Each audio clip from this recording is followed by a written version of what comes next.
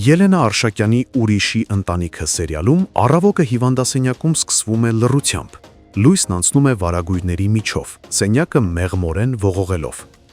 Նորուն ներս է մտնում, հոգնած, անքուն աչքերով, հոգում ծանր լռություն, բայց դեմքին ժպիտ է դնում, Ալինային չվախեցնելու համար։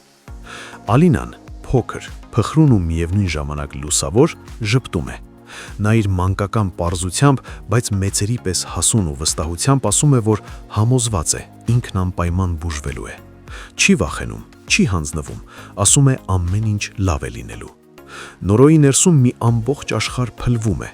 Միայն ինքը գիտի, այս ամենից մի քանի րոպե առաջ բժիշկը հուսահատությամբ հայտարարել էր, դեռևս որևէ դրական տեղաշարժ չկա։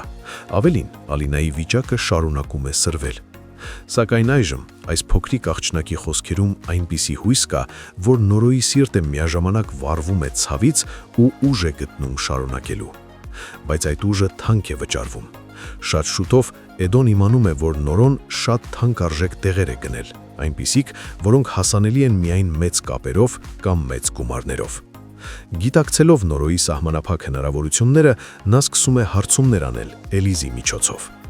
Էլիզա սովորականի պես չի տալիս հստակ պատասխան, միայն նշում է, որ Նորոն չի սիրում, երբ խառնվում են իր գործերին։ Սակայն կասկածները խորանում են, երբ Արշակը զանգում է Էդոյին։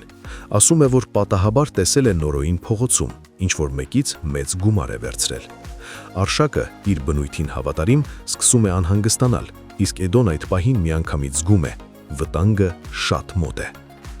Եվ այդ վտանգը շուտով իրականություն է դառնում։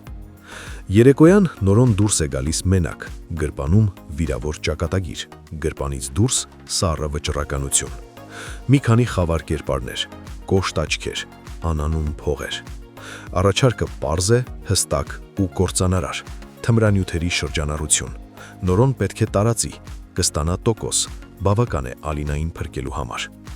Նա կանգնած է երկընտրանքի առջև, ապօրինություն կամ կորստյան ընդունում։ Բայց դա նրա համար երկընտրություն չէ, դա պատ է սեղմված մեջքից, նա ընտրություն չունի։ Նայելով տղամարդկանց աչքերին, նա մտածում է միայն Ալինայի ժպիտի, Ալինայի հույսի, նրա սրտի բափակի մասին։ Եվ Նորոն համաձայնում է։ Լուռ, սառը, առանց հարցերի։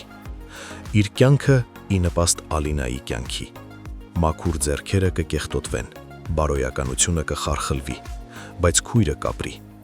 Նորոն վերադառնում է քաղաք, գիշերվա մեջ, բայց ներսում կուրացած լույսից։